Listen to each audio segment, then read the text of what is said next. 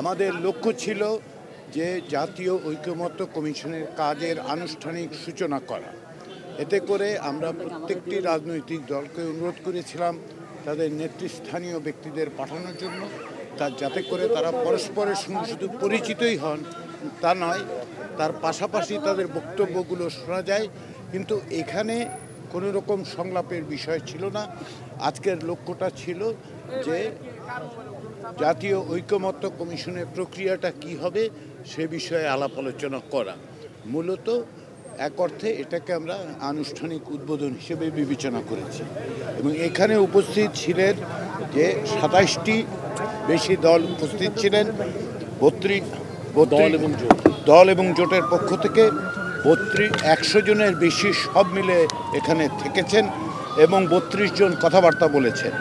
যে বিষয়গুলো খুব স্পষ্ট হয়ে উঠেছে প্রত্যেকটি রাজনৈতিক দলের বক্তব্যে, সেটা হচ্ছে তারা মনে করেন যে জাতীয় ঐক্য রক্ষার আর কোনো বিকল্প নেই এবং সংস্কার প্রক্রিয়া এগিয়ে নিয়ে যাওয়ার ব্যাপারে তারা তাদের দৃঢ় চিত্ততা প্রকাশ করেছেন। তাদের পক্ষ থেকে বলা হয়েছে যে তারা জাতীয় ঐকমত্য কমিশন এবং অন্তর্বর্তী সরকারের এই সংস্কার প্রক্রিয়াকে তারা সহযোগিতা করবেন, সাহায্য করবেন, অংশগ্রহণ করবেন। রাজনৈতিক দলগুলোর পক্ষ থেকে দেয়া এই বক্তব্য সুস্পষ্টভাবে প্রমাণ করে যেটা আজকে অন্তর্বর্তী সরকারের প্রধান উপদেষ্টা এবং জাতীয় ঐকমত্য কমিশনের প্রধান অধ্যাপক ইউনূস বলেছেন, আমাদের আর কোনো বিকল্প নেই। আমরা প্রত্যেকেই এই রাজনৈতিক দল হিসেবে, নাগরিক হিসেবে, সমাজের বিভিন্ন অংশের মানুষ হিসেবে আমাদের দায়িত্ব হচ্ছে যে এই সংস্কার প্রক্রিয়াকে সুষ্ঠুভাবে এগিয়ে নিয়ে যাওয়া। তার লক্ষ্য থেকেই আজকের এই সূচনা। আমরা আশা করছি জাতীয় ঐকমত্য কমিশনের কাজ এখন শুরু হবে।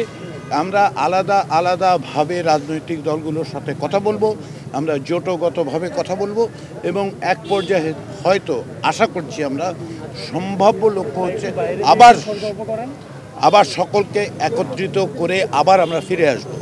এই প্রক্রিয়াটা আমরা দীর্ঘসূত্রী করতে চাই না। আমরা আশা করছি স্বল্প কিছুদিনের মধ্যে এটা করতে পারবো। ইতিমধ্যেই সেটা হচ্ছে যে এই প্রক্রিয়াটা অব্যাহত রাখার জন্য রাজনৈতিক দলগুলোর কাছ থেকে আমাদের কাছে অনুরোধ করা হয়েছে যে সমস্ত প্রতিবেদন দেওয়া হয়েছে সেই প্রতিবেদনগুলো যেন তাদের কাছে হার্ড কপি হিসেবে পৌঁছে দেওয়া হয়। আমরা সেগুলো পৌঁছে দেওয়ার জন্য খুব দ্রুত ব্যবস্থা গ্রহণ করব কমিশনের পক্ষ থেকে। এবং সর্বোপরি সেটা হচ্ছে যে ঐকমত্য প্রতিষ্ঠার ক্ষেত্রে কারো কোনো রকম দ্বিধার কোনো সুযোগ নেই এবং সেই প্রক্রিয়াটাই আমরা খুব দ্রুত অগ্রসর করতে চাই জাতীয় ঐকমত্য কমিশনের পক্ষ থেকে। এটাই হচ্ছে আজকের বক্তব্য, আজকের আমাদের পক্ষ থেকে।